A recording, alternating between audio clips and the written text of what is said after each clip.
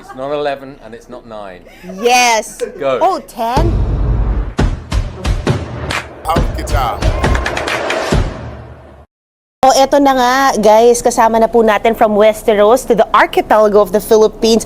Sir Iain, oh my gosh, we're so happy that you're here. Thank you. Wow, I'm very happy to be here. You have a very, very beautiful country. Thank you. We heard that they stole you from taping, from filming. Yeah, no, well, you guys are more important. Oh, thank you. Okay. That's on record.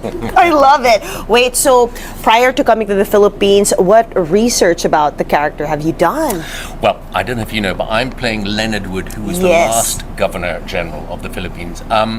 They provided some really excellent research, so I read writings of Leonard Wood. I read things that had been written about him. I saw archive footage of the man himself. Oh, wow. And one of the best bits of research was actually watching the two previous films by Gerald Targ, which were absolutely stunning. Do you know that it's part of a trilogy of films? Of course, Yeah, yes. Okay. So, and that was a great preparation for the time period that we concentrate on, which is about our man Quezon, the first president. So, yeah, that was it. Of course, your part is going to be you're playing a part that was integral to the independence of the Philippines, and learning about our history. How did it, struck you? Just fascinating. Honestly, it's part of the reason that I love this type of project, although it feels very unique. Just coming to another country that you don't know about and really stepping into their culture, and these are brilliant historical kind of documents of that period of Philippine history. And you were a country that, oh my goodness, you had it tough. The Spanish came out and then sold to the Americans, and then and finally you wanted to find your own voice and found your own voice. But it was kind of complicated getting there, and that's the kind of territory that we talk about. But it's a great story. It's a great kind of political thriller, really, and a really fine piece of writing, which was why I wanted to come and do it. Great to hear that your feedback about the writing, and of course, I mean, did you love the other films? Of course. We're so excited to see and to dip our toes in the whole Bayaniverse, because especially the Gen Z right now, we do know that most of them has what we call the TikTok brain. Yes. So we need this. We need the Bayaniverse more than ever today. What do you want to tell the younger fans? Just come and see your country's history. It's a fantastic piece of filmmaking. This guy, Gerald Targ, is a brilliant filmmaker, and he's done 2 classic films already in this trilogy. It tells the story of the country, the democracy, the things that we take for granted nowadays.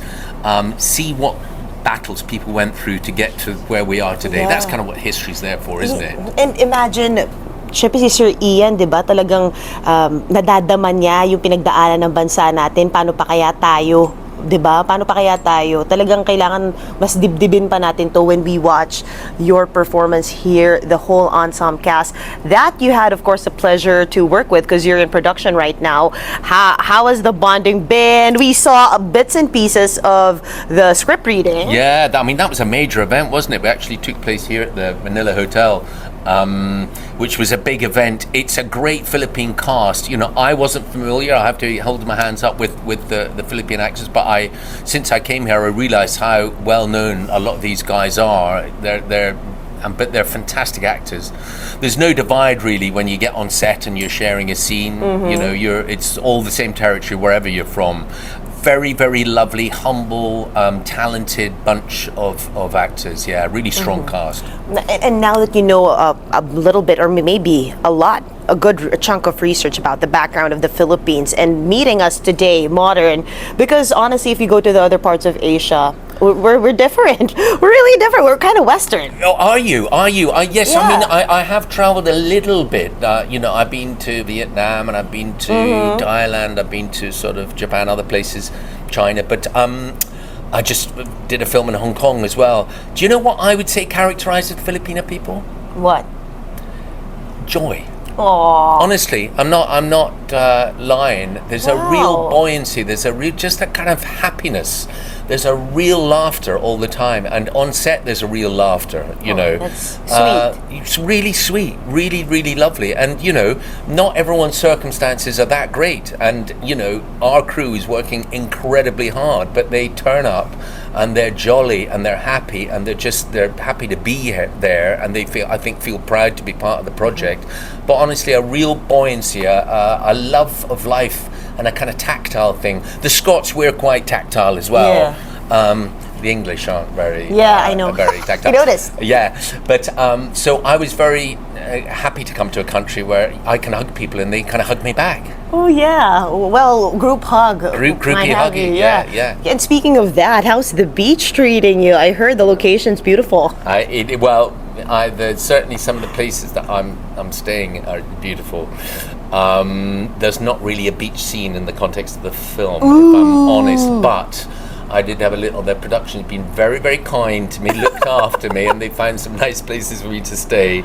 And 2 nights ago, I was floating in the ocean at about 9 o'clock, staring up at the stars with no light pollution and thinking, how lucky am I? Oh, well, the beaches are beautiful, but how about, of course, I'm sure they stuffed you. I've eaten a lot. It's quite a meaty diet, I'd say. Yeah, it is. Quite a lot of meaty, but quite a lot of rice as well. And listen, I eat anything. I'm very, very easy to please. But I've enjoyed the diet. Yeah, we have our version of haggis. Do you? What's that called? Dinuguan. Say again? Dinuguan. Blood. It's also blood. Yeah. It's good. Well, that's Vinegary. right. I mean, it's a shame to waste any piece of the animal. That's I think the thing, isn't we it? have that in common. Yeah, that's it. Please request that for dinner. Okay. I love it. Okay. You might have to say the name again for me. Dinuguan. Blood. Dinuguan. Pig's blood.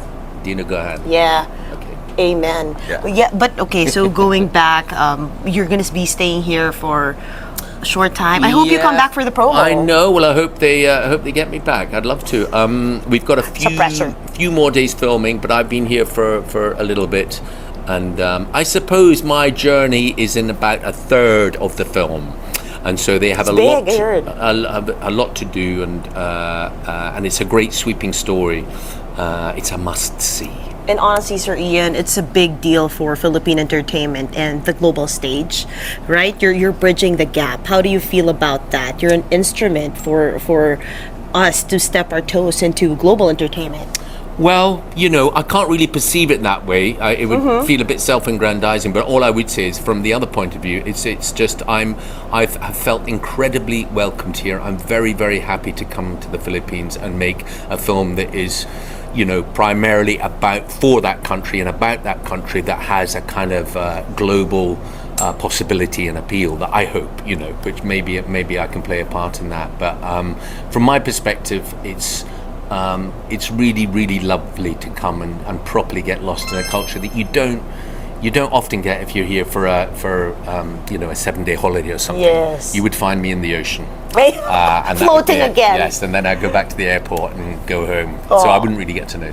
Thank you so much, Sir Iain. That's it for me. Thank you. you. 1 minute for my B-roll. See? 1 minute, you still because